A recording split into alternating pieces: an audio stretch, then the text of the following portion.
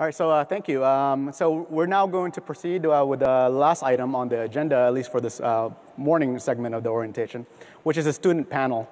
The people we have here is Carlos, Sarah, Connor, and in the back is Madison. And so this is going to be an open Q&A. So why don't we first start with just introductions. So if each of you four can just tell us briefly about yourself, what year you came in, what program, and why you came to UM. My name is Carlos Serrano, and I'm going to be graduating with a biostat PhD in 2021. It's ambitious. You already know? I already know.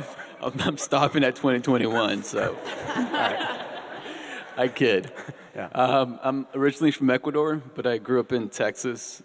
This is my first year here in Minneapolis. It's been pretty cool. Yeah, very, very cool. I biked during the winter, so I felt it. It can get chilly. So I originally came up here after having a conversation with one of the professors in the biostat department while at a conference. He made a very good case for why biostatistics here at the U is a good mix of public health and applications in mathematics, which is something that I was looking for. And after being here a year, I can say that he wasn't lying. It's a pretty good deal. My name's Sarah. I'm a second-year PHAP student, which is Public Health Administration and Policy. I see Sam's like up there, so if anyone wants to talk PHAP, let me know. Okay, that was all of those. Okay, so why I chose School of Public Health here. So I'm originally from the Quad Cities in Iowa. They're just like twice as nice as the Twin Cities. But thank you. Those are all the biostats kids, because math. But there was just a lot of opportunities up here. It's my 6th year. Wow, it's a long time. It's my 6th year up here. So, yeah, there's just opportunities in the field outside of school, and I knew the school was going to get me kind of connected better to stuff locally.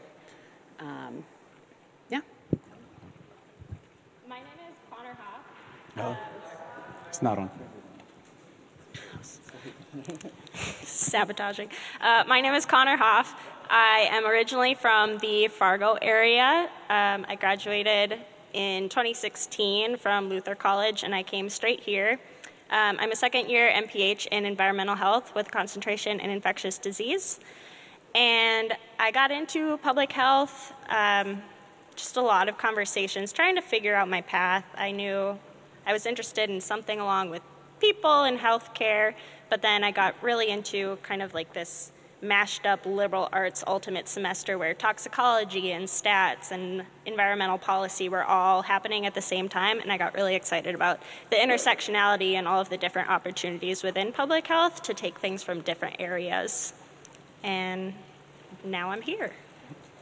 I want to say one more thing. Yep. If you guys want to, we're all going to be eating, all 4 of us are going to be eating lunch today. So, like, honestly, we're pretty chill people. Just pull us aside after, and, like, if you have more questions for us, like, we'll come to your table. But there's a lot of you, and there's a lot of questions and might not get answered. So just be mindful of, like, who you might want to talk to more after. Madison? So my name, can you hear me? Okay. Okay, my name is Madison Cutler. I'm from rural South Dakota. The town I was closest to had 91 people in it, so really middle of nowhere. I am a second-year student in the Community Health Promotions Program, and I'll graduate in May of 2018. And I decided to come to the U of M because I'm a generalist. I like a little bit of everything as long as I can do it with a purpose. And the U of M had both the capacity and the resources to let me explore a little bit of everything. So that was why I came here. All right. Earlier this year, we had a Facebook page coming in and I asked you for your questions. So I have a list of the questions here. So we'll start with some of those things. So here's one question. What does the timeline of the 2 years look like? When did you start planning your master's project and internship? When did you finish taking your requirements? So any of you? So the 2-year can look a lot different for a lot of different programs. You will have a field experience, which is most likely going to be in between your first and second years, like in the summer. Some people do it a little before if they have it set up. I guess the generals and the required classes, you can really fill those whenever. There's no exact way you have to do it. I did in my first year just so I could get them done and focus on stuff that I really wanted to take later. And then the master's project. I haven't even thought about it because school starts next week. So that's my timeline. I don't think there's any PHAP professors in here, so that's good. My timeline has been kind of similar. I know some people want to take more of their specific classes right away to, if they aren't entirely sure what direction they want to go down, try to get a feel for the program that they're in. But a lot of people do try to get their generals out of the way right away, and then it leaves room for you to take a lot more specific electives down the road, which is another way to do it. It kind of depends. People do it both ways. Just to bounce off that, there are a few classes that are only offered every other year. So for me, I took a reproductive class that's only offered every other spring. And so that means it's only going to come around once in my 2 years. And so I really planned carefully. I actually planned all 4 semesters before I even started my first. I made like an Excel sheet because I'm a nerd like that. And so I made sure I got the classes that I really wanted to take. And those required classes, because they are so flexible, you can move them around. And so I'm actually not taking any of mine until next semester. Okay. So another question here. What are the things you wish you had known when you started the program? It's on. I would say collaborate as often as you can. So I did that the second semester, and I found that I learned much more by having many more study sessions, many more conversations, sharing ideas. I also made it a point to find somebody who I could have a relationship with and work on the assignments on a regular basis. That made a huge difference. So find somebody to study with. Carlos and I were talking about that beforehand, about what we kind of wish we would have known, and that actually would be something that I should be doing this year. Sometimes I can be stubborn and want to work on things on my own, and in undergrad it was a lot more studying for this test. Like, you have to just cram this information in, and a lot of what I think a lot of people find in their master's programs is that it's a lot more discussion, it's deep thinking, it's working with other groups. So the more that you can work with other people and mull over the topics rather than just doing the reading and kind of forgetting about it afterwards, that is where you're probably going to grow the most. I'd like to add, my advice would be to, or I guess something I wish I would have known, is to not just like jump to conclusions, because we're all in school, so we're all like, oh, I have the answer to that, I have the answer to that, but, and we're still all working on it, even in our second year, is just asking questions and actually like giving it time to process when you're in class, because they're asking questions, like Connor was saying, the deep thinking ideas is like, they're asking questions not so you can just say like the answer right away. Like it actually takes some time.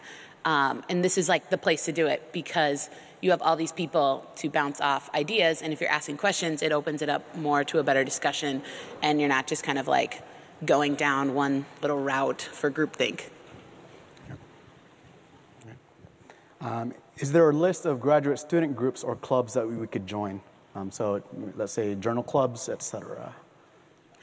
Yes. It's online under current students and under student groups. Yeah, something like that. But there's Student Senate. I'm going to plug that. I'm in Student Senate, so go see our booth back there. She's the president of Student Senate. I'm the president of Student Senate, so come talk to me.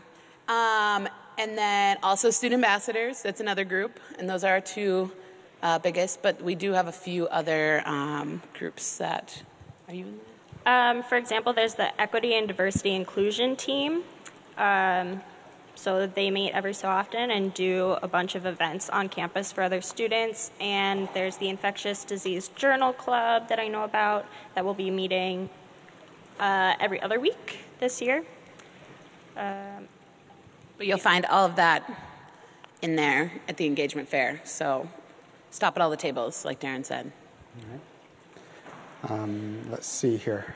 Are recommended electives just recommended? Should we prioritize space for them, even if we've hit our credit requirement? So how do you feel about recommended electives? I think it depends, depending on your finances and how much time. If you're a full-time student versus a part-time student, you have to hit so many credits to be able to graduate. And if you look at the recommended classes list, you're probably just not going to be able to take those all. So I think it's definitely a recommended list, and talk over with your advisors which ones you should prioritize. I would definitely recommend taking as many as you can that you have time and the resources to do. But I don't think by any means you're expected to take everything on that long list of recommended courses. And do you have comments to add? No? I really you're don't. good. Okay. Were there any classes you were not looking forward to that you surprisingly enjoyed? Oh, immediately over there. Yeah, no, this is a good one. Biostats. I was like, I don't know anything about programming.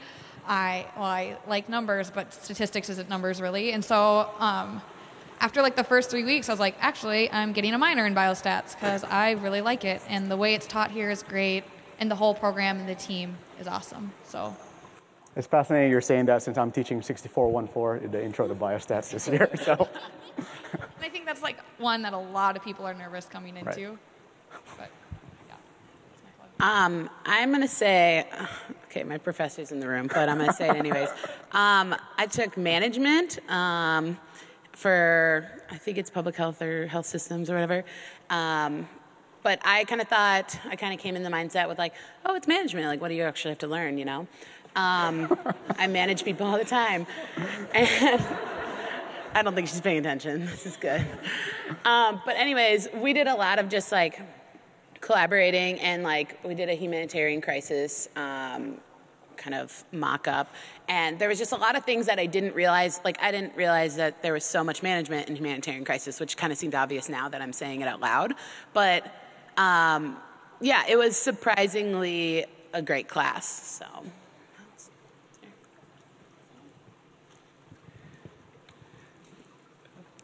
I did take a class outside of the biostat coursework, and it was bioethics, which was kind of an interesting class. I really enjoyed it. There's a lot of participating in that class, which scared everybody, but it made it interesting. So I took a lot from that course. I guess since everybody else shared, I will also. I guess I'll speak to environmental policy.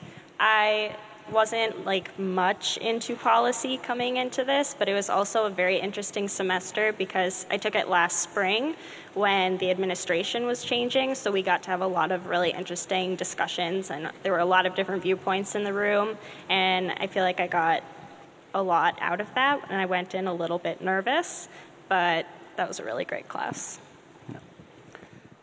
Did you have a job during your time here, and how well did that work?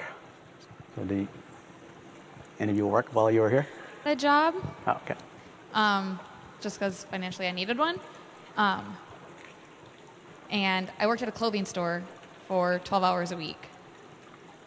That's just, there's going to be, if you want to work in the public health field, you're going to have to do free work, and that just wasn't financially available for me. I couldn't really find a job in public health that also paid that I could be as flexible as I was. So I know a lot of people that work at Caribou Coffee, Starbucks, a bunch of just jobs to get you by. And I don't think there's any shame in that. But so I worked 12 hours, 12 to 20.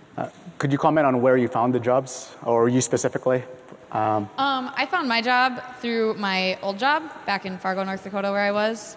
I worked just for a company, and they reached out and said, here they all the jobs in the Twin Cities, and they just kind of refocused me or replaced me. Yep.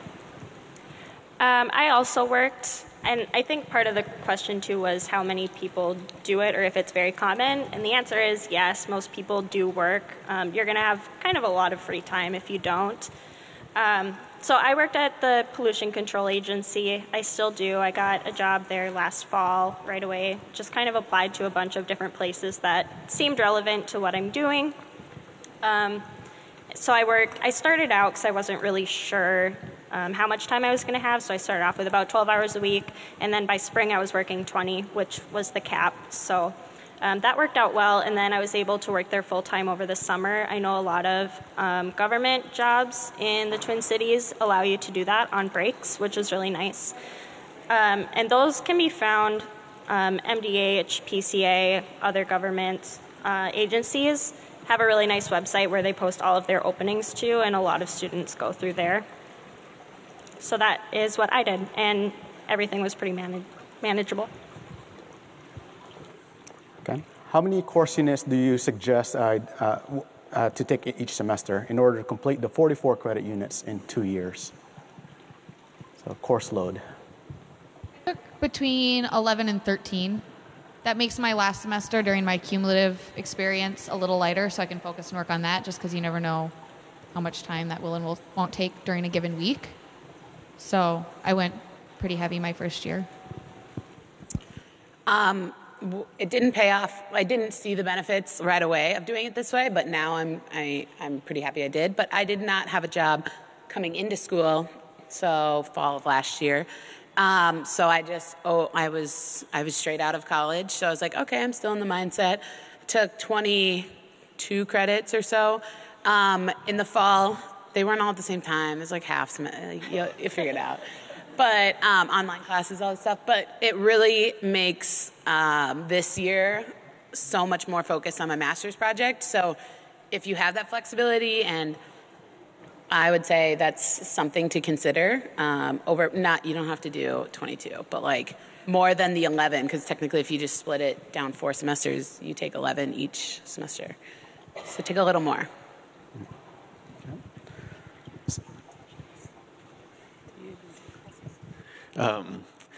My first semester I took 15 credit hours, and it bit me in the butt. So I don't know. There's a balance. It depends on the classes that you're taking, the combination.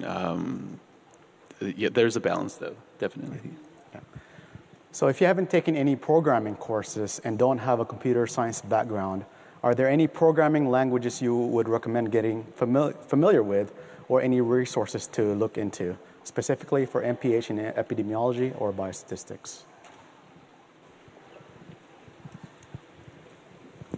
No, it's okay. Okay.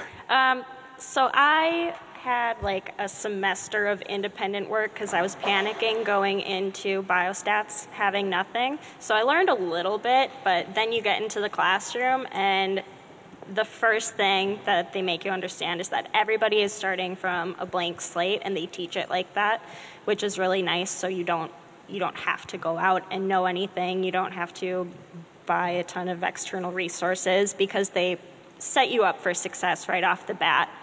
And everybody that I talked to that didn't have any stats or programming experience was just on the same level. Everybody did fine.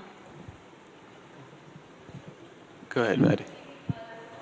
If you don't come from a computer science background, but you probably took like a computer science class to graduate, which was like Word, Excel, Access, like that stuff isn't, I mean, besides Excel, you're going to use different programs anyway, so that one class wouldn't have mattered anyway.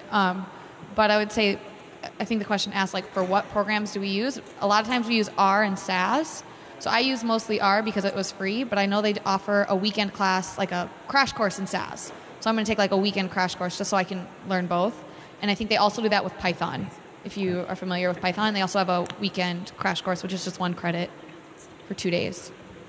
So those are some other options. You'll comment from a bias perspective. Oh, yeah. So I had to pick up R I've done Python in the past. I had to pick up R. I felt lost, but I use Google a lot. Like, you can find, especially nowadays, you can find so many forums, the information is structured. People have done these assignments before, so you can get a lot just by looking at examples. There's also a couple of sites that'll give you some free lessons, like Code Academy. There's a couple other websites out there that have these prepackaged lessons, especially the intros to SAS and R, primarily, are the ones that we use. So to add to that, so for those in biostatistics or those interested in more advanced programming, so I teach the advanced computing class for biostatistics that's offered every fall. So if you are interested in this, you can talk to me afterwards. I think I'm taking that. I didn't see it in my roster. Oh, no? No. Oh, okay. Look into that. Yeah, it should. Yeah, I didn't see it in my roster, seriously. Any of you have experience with online classes? And if you do you have any advice on these online classes? I actually took the second statistics online, so I spent a lot of time on my computer. My only advice for online classes is, with everything going on between like work and classes, is I write the entire syllabus in my journal like the day it comes out, like my assignment book or whatever you want to call it, your planner. So I know exactly like the due dates, when quizzes are due, the exact time they're due, and I have the whole semester planned out ahead of time so that I'm not, because you're not checking in with a teacher twice a week, 3 times a week, it's just a constant reminder of what's due every time you open your book. Yeah, I would reiterate that point. I was in a class this summer for a week, and I didn't realize it, so I just dropped it. But it wasn't a big deal. But because I didn't write it down physically, I had no idea that it even started. So be mindful of that. My online classes last year, I guess I'd just say, like, know your learning style, because I was not an online learner. I like to engage in discussions, and for some reason, having a discussion on a discussion board and typing it out, I just wasn't getting my point across, and I didn't see people getting their point across as much. But people do learn online, so you need to fit it to your own personality, and then obviously your work schedule and your other classes and stuff like that. But it's very individualized for whether or not you're gonna succeed in online classes.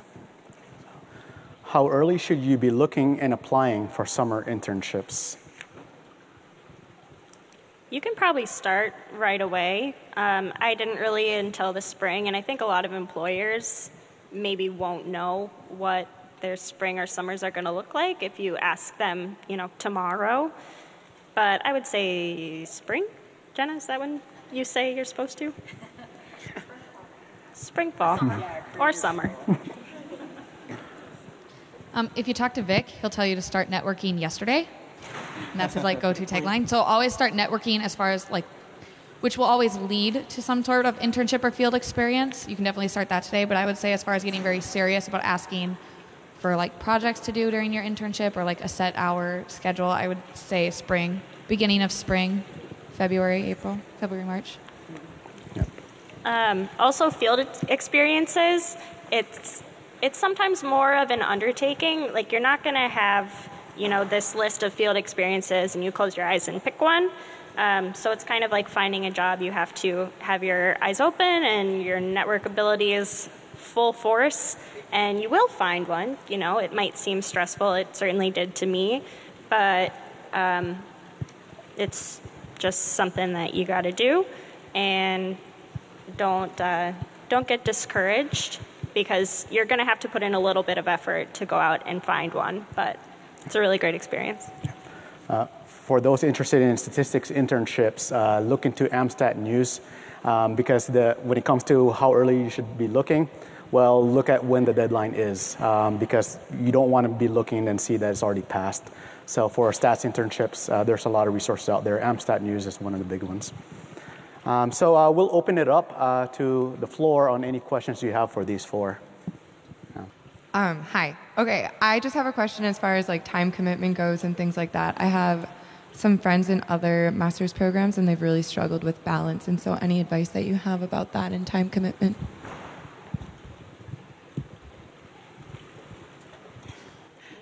Okay, I I would say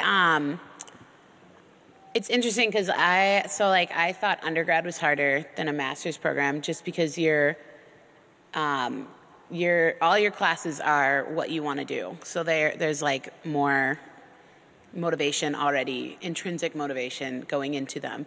So I don't think motivating yourself to do the work is going to be that much of a problem because you guys are all here for a reason and it's public health and every class will touch that. But I would say just being up on your schedule and like actually, so if you do take an online class, like make sure you've, for your days that you're open, like actually schedule a time where you have class, which is like you just go online and do all your stuff. Because if you're just trying to like fit it in here and down here and everywhere else, like that's where your schedule gets chaotic and you feel like more like a freshman in undergrad where you're just like running with you wouldn't be running with your head cut off, but chickens do. Chickens running with your head, that's what I was going for. You don't want to be like that. So I would just like be very mindful of your schedule and block off the necessary time because then your social life and everything else can be kind of fit into around your student life. It's kind of hard to say because some people I know in my program work full-time and then they come in and are doing their master's at the same time and they have children and they have, a bunch of other things going on. So they probably manage their time a little bit differently than I do. And I'm not married. I don't have kids. I work part-time. So for me, the time management was fine. My undergrad was also bananas. So I kind of liked the schedule here. You can make it work so that you're done with all of your work by dinner time if you work that out. I am a nighttime homework doer and a little bit of a procrastinator, so Sunday nights were kind of my thing. You'll find what works for you. My extra plug, besides time management, would just be prioritize. There was a lot of weeks where I just didn't get my workouts in, and that's just how it's going to go. And that used to be like a 1 or 2 on my list, and it was a 4 at some time. So keeping your priorities, I think, also helps with your time management because there is only 24 hours in a day. I found it helpful to do the homework assignments right after the classes where I found out about them, just back to back. And then pull somebody out of the classroom and make them do it with you, like do them together. Yeah. Any other questions? We got one back here. Madison, to the left, center. Hi. So do any of you have research assistantships or teaching assistantships, and how soon did you get them after starting your program? I don't have one. I am currently working on it. Meeting next week. Keep you posted. Same. Can you talk a little bit about that? Who gets them? How to find them? Yeah. So they're pretty competitive. There is a graduate assistantship finder deep in the archives of our website. You can probably do a search and find it. And those are just ones that are posted. But what you will find is that the vast majority of them are not posted. So it's kind of a matter of right off the bat making relationships with your professors. If you want to be the TA for their class, talking to the TA in your classes. And also online there is a big list of all of the faculty and all of their research interests and what they're working on. So it also helped me to go through the list of people who are in my area doing things that I'm interested in, and that's kind of how I'm starting to reach out to those people. Mark, can you talk a little bit about graduate assistantship? Oh, okay, sure. So I'll give it to you from my perspective. So if a professor has a lot of money, great. So I will tell you right now that I don't have a lot of money. So no, I cannot give you an RA-ship. So my PhD student, it was pretty much via networking with the professors, we ended up hooking him up with an RA-ship that was relevant to his dissertation. So to go back to regarding networking, it's to get to know the faculty and see what they do, and maybe they know people who have the money who can then pass you on to someone else who can provide that RA-ship. For TA-ship, So we have a couple of TAs. For instance, I'm teaching 6414. It's a large class, Intro to Biostats. We have a couple of TAs for that. So there, one of our positions you apply for, this is actually for second-year master students, is good for you. And also for those who are looking into getting some teaching experience. So some TA-ships you do have to apply for. Talk to the admin and also to professors, and just to see what's available. Any other questions? Sphere. Like the. Oh yeah. Oh, of course. So next Wednesday, September 6th, there is, so if you guys haven't been into Mayo, oh, it's in the flyer, perfect. It's called Around the Sphere in 1/12 of a day. The Sphere is our student lounge, because SPH, ear. It's hard to imagine that it's funny, but it is. So basically, Student Senate is hosting just a meet and greet. We have appetizers and some drinks in the Sphere, and we're just going to kind of be answering questions about student life as well, just like how's your first week going kind of thing. So there's a kitchen in there, so that'll all be there. But basically, we're just getting to know the ins and outs of Mayo, because if you haven't been in there, it's going to be a complicated building. There's some free printing, the Sphere itself. Some people I had one friend that said someone came up to her and didn't even know the Sphere was there. So we're just telling you right off the bat, it exists.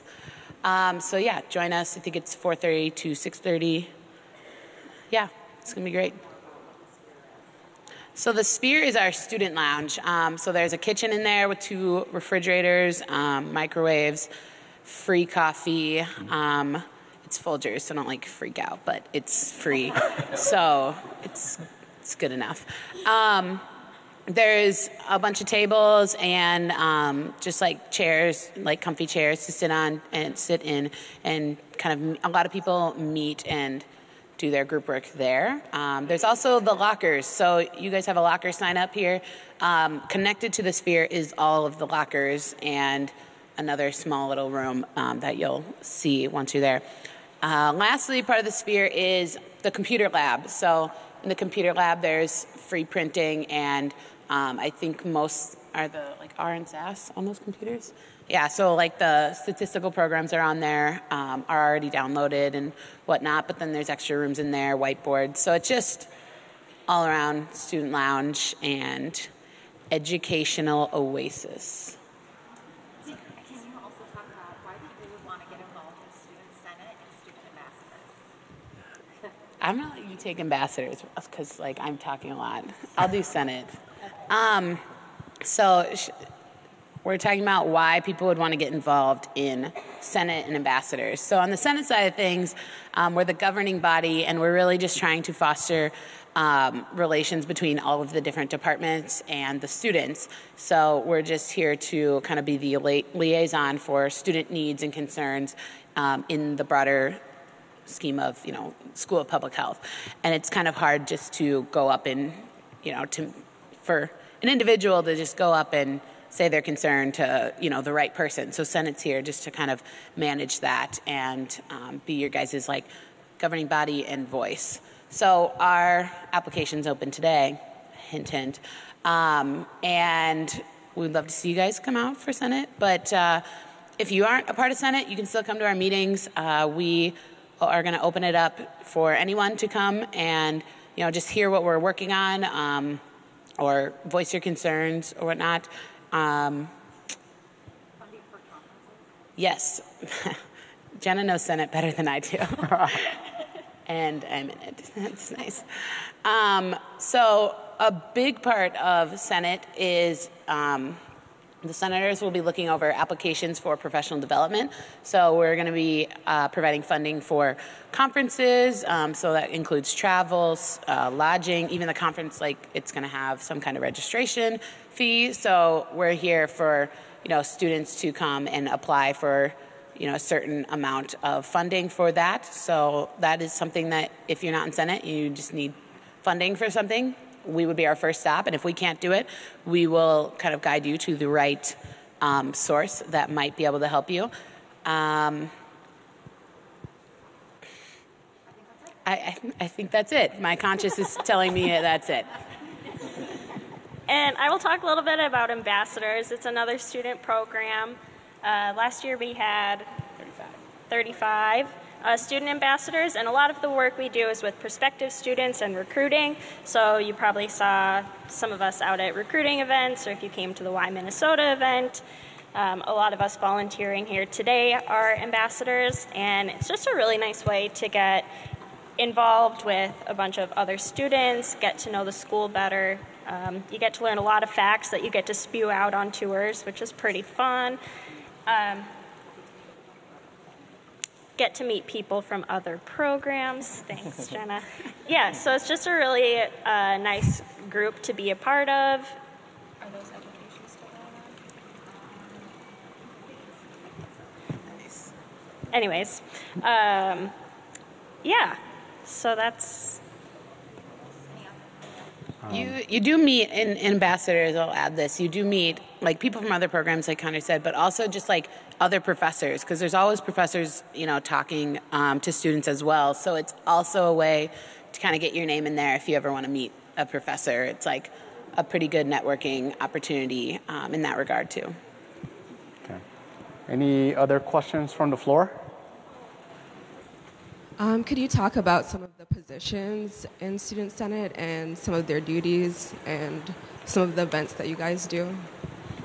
Yeah, so we're restructuring a little bit this year, but we have general Senate positions, but then we will also have our general Senate members, once they're in Senate, join. There's a lot of other university-wide committees to sit on. So there's professional student government, PSG.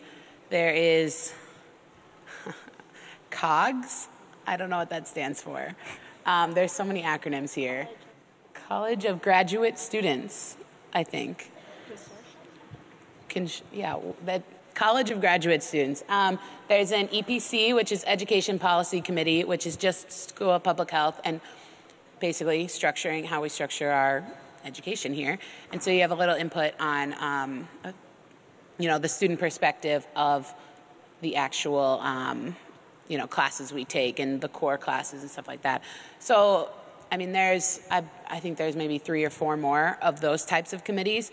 So it's really, we'll find senators to go to those meetings and speak on behalf of the School of Public Health students for those. But then we don't really plan a ton of events. We have one big event called Pomoja, which will be in February.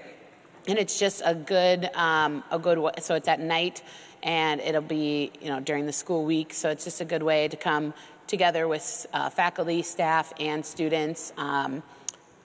Who doesn't want to get dressed up, for good food, and that's all we have right now. We can't spoil the whole thing, just like we'll ride it out. So yeah, there's, and then also the senators will be, they will be filing all these and giving out professional development grants. So we'll have to be going through the applications and basically getting people to where they want to go and what they want to do to better their education here. So that's kind of the big portion of it. But you can kind of have your feet in a lot of things and in Senate. So, just do it. Just sign up, everyone, please. Any other questions? Okay, so let's thank Madison, Connor, Sarah, and Carlos for their perspectives.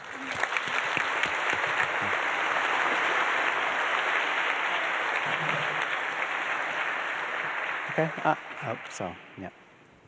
Thanks. So this will conclude the morning segment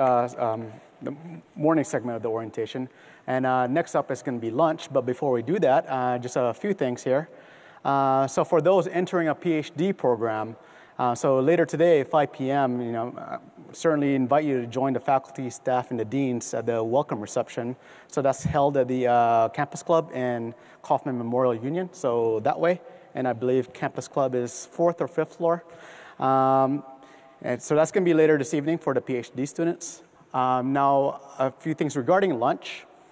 So we have alumni, faculty, and staff, and current students who are going to be joining you. So if you can also try to make room for them, and you can use this opportunity to ask them questions and start making connections with them.